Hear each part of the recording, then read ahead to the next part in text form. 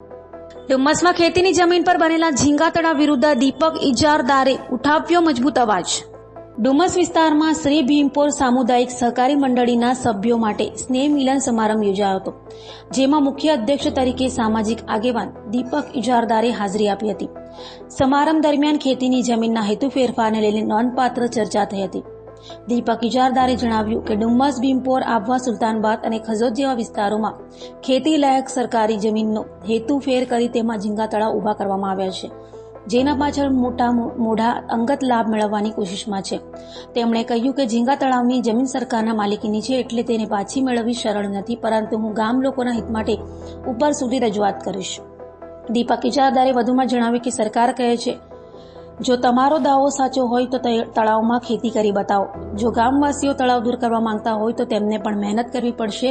દીપક ઇજારદારે ભીમપોર સહકારી મંડળીના અમુક સભ્યો પર ગંભીર આક્ષેપ કરતા કહ્યું કે તેઓ વિકાસના નામે જમીનના દુરુપયોગમાં સામેલ છે। તેમણે ગ્રામજનોને આગ્રહ કર્યો કે દરેક ગામવાસી સોગંદનામા આપી તે લખી આપે કે તેઓ ઝીંગાના તળાવ હટાવવાની માંગ સાથે છે।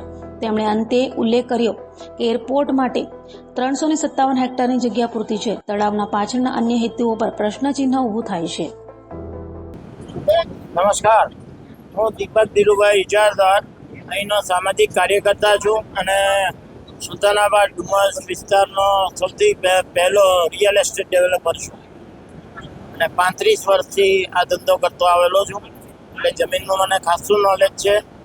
હવે ભીમપોર સામુદાયિક મંડળી, ધ ભીમપોર સામુદાયિક સહકારી ખેતી મંડળી લિમિટેડને 879.39 એકર જમીન ખેતીના હેતુ માટે નવસાધ્ય કરવા માટે આપવામાં આવેલી, જેનો હેતુ ફેર કરીને આ લોકોએ ઝીંગા તળાવ બનાવી દીધા છે અને એ બેઝ પર એ લોકોએ બધી કોર્ટમાં આસિસ્ટન્ટ કલેક્ટર, હાઈકોર્ટ, મહેસૂલ પંચ, તે પહેલાં મહેસૂલ પંચ, SSRD, પછી હાઈકોર્ટ, ડિવિઝન બેન્ચમાં, LPAમાં, હાઈકોર્ટમાં, પછી સુપ્રીમ કોર્ટમાં હવે ગયા છે। ત્યાં એ લોકોએ ઝીંગા તળાવના બેઝ પર આ જમીન આમ આજીવિકાના ગામ લોકોનું આજીવિકાનું સાધન છે એમ કહીને એવો ડિફેન્સ લઈને એ લોકોએ પિટિશન દાખલ કરી છે।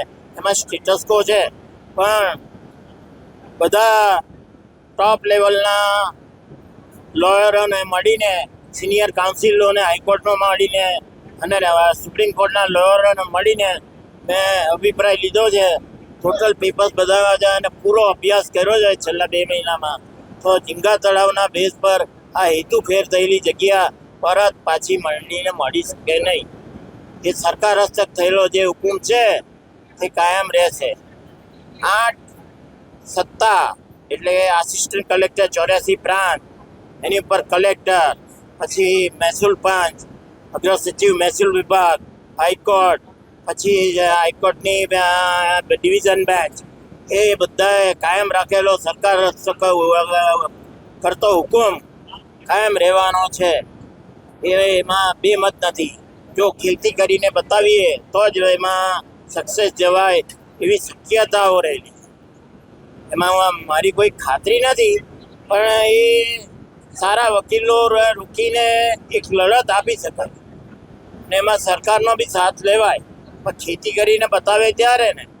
હમણાં 27/4/2025ના રોજ મળેલી મંડળીના પ્રમુખ શ્રી મહેશભાઈ પીઠાવાળા અને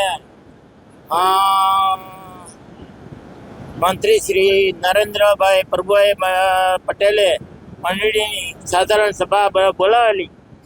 એમાં મેં જે પ્રવચન આપેલું ત્યારે મંડળીના તમામ સભ્યો ખેતી કરવા માટે તૈયાર થયેલા, પણ હાલમાં એવું જાણવા મળ્યું છે કે મોટાભાગનાઓએ પાછા ઝીંગા તળાવમાં ઝીંગા ઉછેર કરવાનું ચાલુ કરી દીધું છે। તો તે સંજોગોમાં મેં આજે મંડળીના સભ્યોને સ્પષ્ટ શબ્દોમાં કહ્યું છે કે આમાં મારો 8 થી 10 કરોડ રૂપિયાનો ખર્ચો થાય એવું છે। સારામાં સારા સુપ્રીમ કોર્ટમાં લોયર રોકવા પડે, મારે થર્ડ પાર્ટી એપ્લિકેન્ટ તરીકે જોઈન્ટ થવું પડે, સુપ્રીમ કોર્ટ પાસે 2 વર્ષનો સમય માંગવો પડે કે મને તક આપો, 2 વર્ષમાં હું ખેતી કરીને બતાવીશ। હવે સુપ્રીમ કોર્ટ ધારો કે મારી માંગણી મંજૂર બી કરે અને દેખરેખ રાખશે કે દર 2 મહિને કોર્ટ કમિશનર તરીકે ધારો કે મામલતદારને નિમ્યા અને એને રિપોર્ટ આપવાનો કે કંઈક ખેતીની પ્રવૃત્તિ ચાલુ થાય છે તો અહીંયા દેખાશે ઝીંગાવું છે. તો મારી પરિસ્થિતિ શું થાય? મારા પહેલાં ત્યાં સુપ્રીમ કોર્ટના લોયરોના 5 કરોડ રૂપિયા જાય અને મારો ત્યાંનો રહેવાનો 50 લાખનો ખર્ચો જાય. એટલે આજે સ્પષ્ટપણે મંડળીના સભ્યોને જણાવવામાં આવ્યું છે કે ખેતી કરવી છે કે ઝીંગા તળાવ કરવા છે. એટલે ખેતી કરવી હોય તો સોગંદનામા પર મને લખી આપે. એ મને લખી આપશે તો હું મારી લડત આગળ ચલાવીશ, નહીં તો પછી હું પડતી મૂકીશ. કારણ કે હું તો વોલિયન્ટરી સભ્ય છું એવું બી નથી. સભ્ય ધીરુભાઈ, મારા પિતાશ્રી સ્વર્ગવાસી ધીરુભાઈ પ્રભુભાઈ ઇજારદાર આ મંડળીના સ્પર્ધક અને વોલિયન્ટરી સભ્ય હતા. એમના એક પુત્ર તરીકે મેં અરજી કરી છે કે મને બી સભ્ય બનાવો. તે અરજી હાલ પેન્ડિંગ છે. હું સભ્ય બનીશ તો બી હું વોલિયન્ટરી સભ્ય બનીશ. મને કોઈ જમીન મળવાની નથી કે મને કોઈ ફાયદો થવાનો નથી. લોકહિત માટે હું આ કાર્ય કરી રહેલો છું. એમાં લોકોનો સાથ જોઈએ તો જ સફળ થવાય. હવે કોઈ ઝીંગા તળાવ કરવા હોય તો એ લોકો હેતુફેર કર્યો છે. સરકારે ખેતી કરવા માટે જમીન આપેલી છે. મનસ્વીપણે સરકારની પરવાનગી સિવાય ઝીંગાના તળાવ બનાવી નહીં શકાય. એ કાયદાકીય પરિસ્થિતિ છે.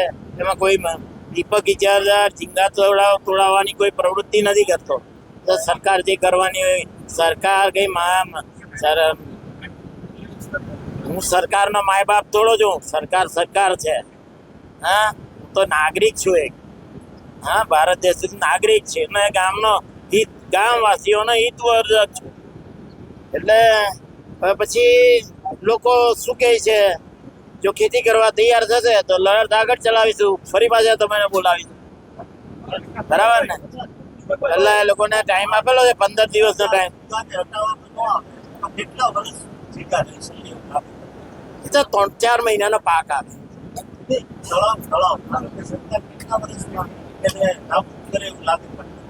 હમણાં તો આ પત્રકારોએ જ માહિતી આપી કે હમણાં જ તોડવાની પ્રવૃત્તિ ચાલે છે.